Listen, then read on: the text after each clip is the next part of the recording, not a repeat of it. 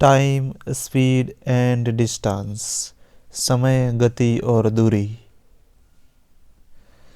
अब देखो, time equal to distance upon speed होता है। स्पीड को मैं v लिख लेता हूँ, ठीक है, क्योंकि s से तो स्पीड कभी 5 भी होता है, तो s में लिखता ही नहीं हूँ, ठीक है। तो v यानी कि वेलोसिटी हो गई, ठीक है। अगर जनरली क्या है कि कोई व्यक्ति यहाँ से आया है और वापस गया है, तो डिस्टेंस तो कांस्टेंट है ना, तो यानी कि टाइम है वो इन्वर्सली प्रोपोर्शनल टू उसकी जो वेलोसिटी है उसके बराबर है, ठीक है, इन्वर्सली है। यानी कि टाइम अगर इंक्रीज होगा तो वेलोसिटी डिक्रीज होगी, और टाइम अगर डिक्रीज होगा तो वेलोसिटी इंक्रीज होगी, ठीक है। अब देखो,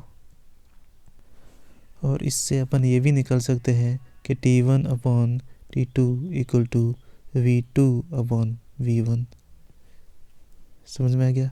यानी कि अगर ये रेशियो दे रखा है, समय का रेशियो दे रखा है, मान लो 3:5 रेशियो दे रखा है, तो v1 और v2 का रेशियो क्या हो जाएगा? 5:3, जस्ट उल्टा हो जाएगा। समझ में आ गया? और देखो कैसे, मान लो समय है का रेशियो दे रखा है 5:8 दे रखा है, तो स्पीड का रेशियो क्या हो जाएगा? 8:5। सीधा ये।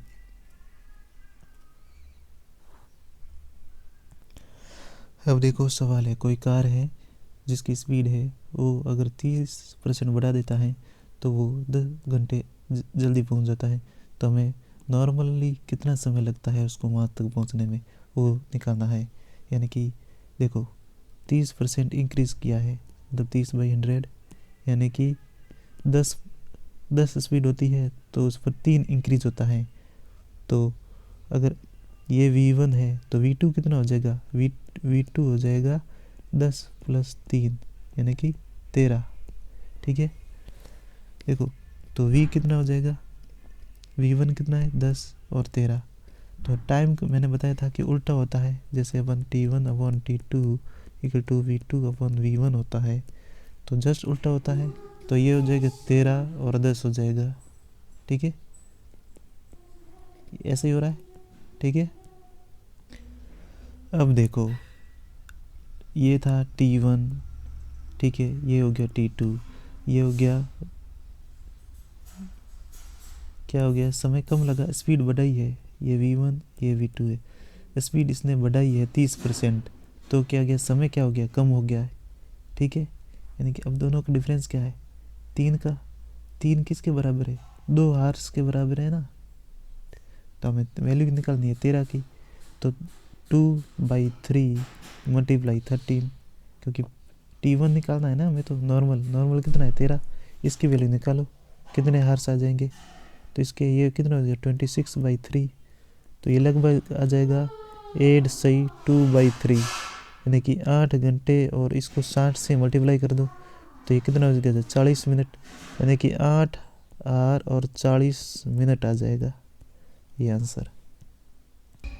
अब देखो ये वाला सवाल है, ये बोला है कि अगर कार की स्पीड को हम 2/3 से कम कर दिया जाए तो 3 घंटे लेट पहुंचती है। 2/5 से कम कर दिया, यानी कि 5 पर हम 2 कम करते हैं, 5 पर 2 कम कर देते हैं, यानी कि 5 - 2 = 3, यानी कि अब स्पीड कितनी हो गई है? 3 हो गई है। तो वी का रेशियो क्या आ जाएगा? 5 और 3 का हो गया, तो टाइम का क्या आ जाएगा? 3 और 5 का हो जाएगा। अब बोल रहा है कि हम 3 से 5 यानी कि 2 यूनिट की वैल्यू है 3 हार, ठीक है। तो हमें निकालने किसकी है बताओ? निकालना है अब समय कितना है, यहाँ पर पूछा नहीं है, अब समय, ठीक है, अब समय कितना लगेगा ये पूछा गया है, ठीक है। तो अब समय मतलब क्या है? 5 है, तो 3 की वैल्यू 2 के बराबर है, तो 5 की वैल्यू कितने होंगे?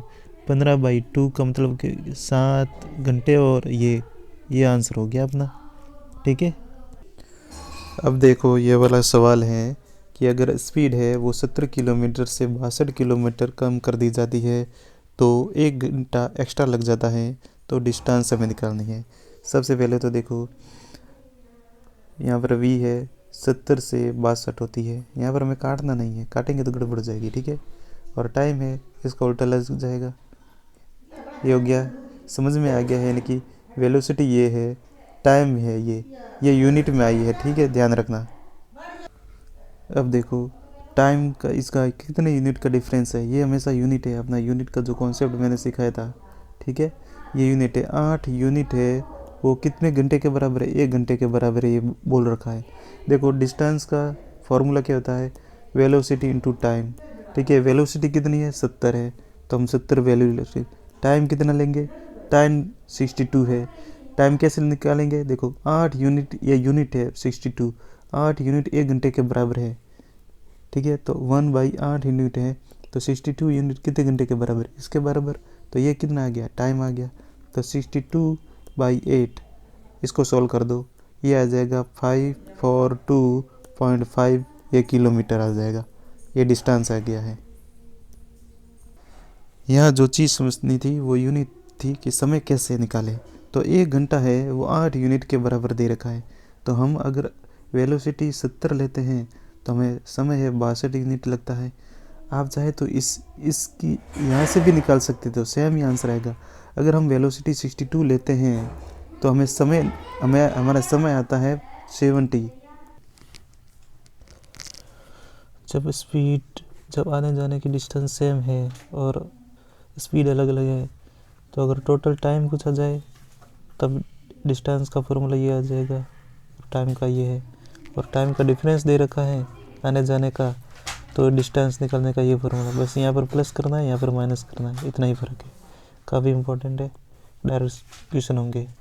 क्वेश्चन देखो, कोई ए है, यहाँ से यहाँ तक जाने में की स्पीड है वो है 20 किलोमीटर पर आवर, और वापस आता है 5 किलोमीटर पर आवर।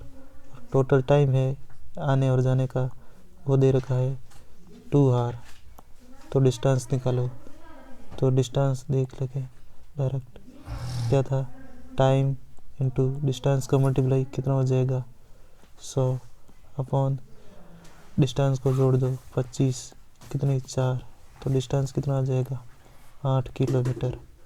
अगर यही इस जगह क्वेश्चन आता कि ये जो टाइम,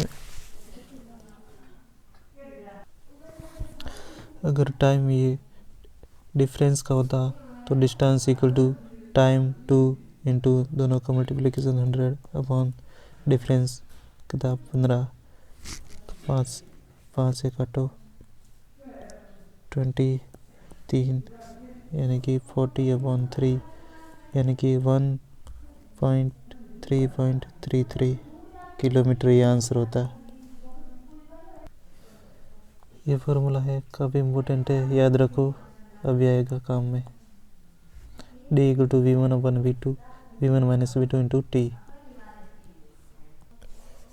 क्वेश्चन है, अगर ओरिजिनल स्पीड को 6 किलोमीटर से कम कर दिया जाए तो 20 मिनट लेट पहुंचता है, और अगर 2 किलोमीटर से इंक्रीज़ कर दिया जाए तो 5 किलोमीटर से लेट होता है।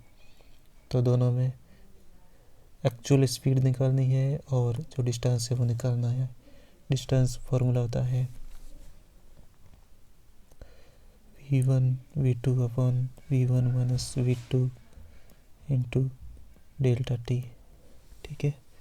तो हमें अप्लाई करना है, एक्चुअल स्पीड मान लो v है, और फिर क्या करता है, कम करता है, यानी कि v - 6 हो गया, v2 ये v1 है v2 है, अपन दोनों का डिफरेंस कितना है हो जाएगा, दोनों का डिफरेंस 6 है, और टाइम कितना है 20 मिनट है, 20/60। अब क्या होता है, दोनों में डिस्टेंस सेम है, ये d है इक्वल टू, यहाँ पर भी d है, वापस लगाओ दूसरे वाले क्वेश्चन में, तो v1 है। अब क्या कर दिया, स्पीड को इंक्रीज़ कर दिया जा रहा है, अपॉन नीचे कितना आ जाएगा, ये जाएगा दोनों का डिफरेंस 2 मल्टीप्लाई 5/60, इसको काट दो 60 से 60, 3 बार 4 बार, v से v गया, तो इसको सॉल्व करने पर आ गया है ये 4v - 24 इक्वल टू 3v + 6, तो v इक्वल टू कितना आ जाएगा 30,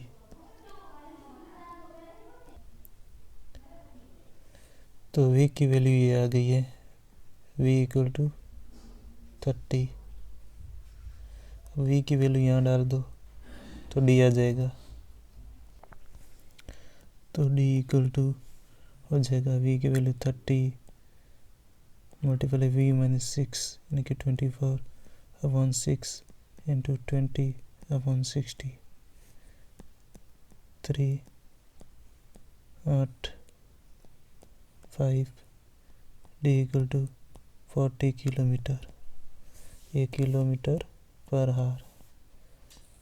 दोनों इक्वेशन आ गए आंसर। अगर डिस्टेंस सेम है तो v एवरेज इक्वल टू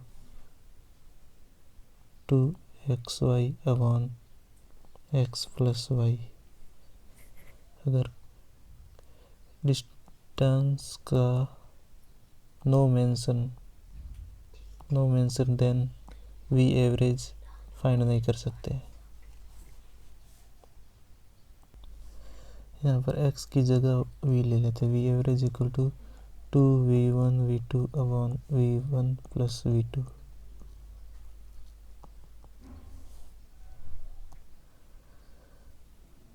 बिना फॉर्मूले के देखते हैं।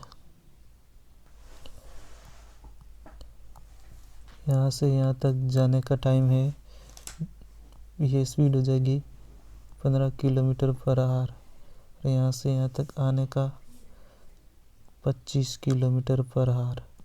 दोनों में डिस्टेंस सेम है, 15 और 25 दोनों का एलसीएम 75। ये टाइम कितना हो जाएगा, 15 को 75 में डिवाइड करो 5 बार, 25 को 3 बार, ठीक है। तो टोटल टाइम कितना 8। डिस्टेंस जाने और आने की 75 प्लस 75 यानी कि 75 प्लस 75 अपॉन टोटल टाइम, ये वी एवरेज होता है। V average equal total distance upon total time, total distance upon total time. तो V average equal to 75/4 answer. अब ये क्वेश्चन है, इसमें एवरेज स्पीड देखते हैं। V average equal to total distance, तो हमें निकालना पड़ेगा।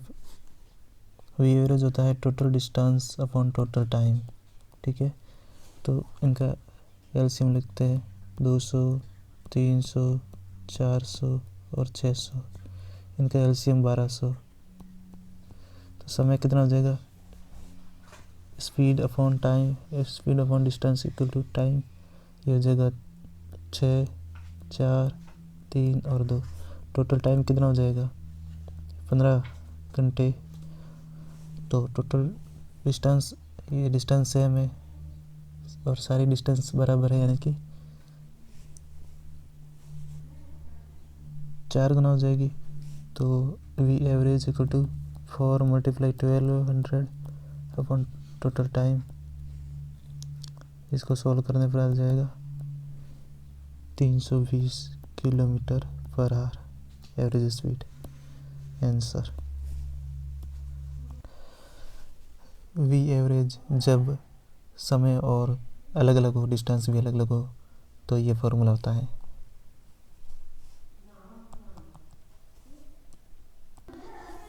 अब देखो, जब सवाल आए कि कोई बस है वो बिना रुके v1 स्पीड से चलती है और रुक के चले तो v2 स्पीड से चलती है, तो बस स्टॉप पर हार कितने समय के लिए रुकती है, ऐसा आता है। तो हम टाइम निकालते हैं, तो होता है v बिना रुके का स्पीड माइनस रुकने का स्पीड अपॉन जो बिना रुके स्पीड होता है। पर हार पूछा इसलिए 60 से मल्टीप्लाई करो, ये चीज़ होती है, इम्पोर्टेंट है और हर बार क्वेश्चन आता है। क्वेश्चन देखो, कोई बस है बिना स्टॉपेज यानी कि v1 है वो 54 किलोमीटर पर आवर है, ठीक है। और स्टॉपेज के साथ स्पीड बनती है उसकी, वो है 45 किलोमीटर पर आवर, ठीक है।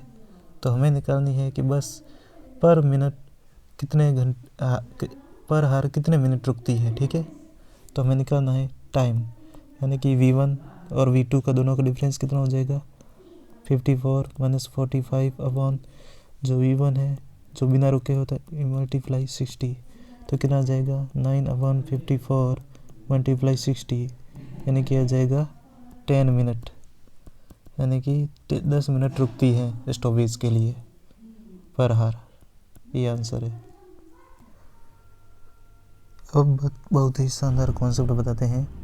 मान लो ये ए है और यहाँ पर बी है, ये एक दूसरे की तरफ आते हैं, ठीक है, और यहाँ पर मिलते हैं।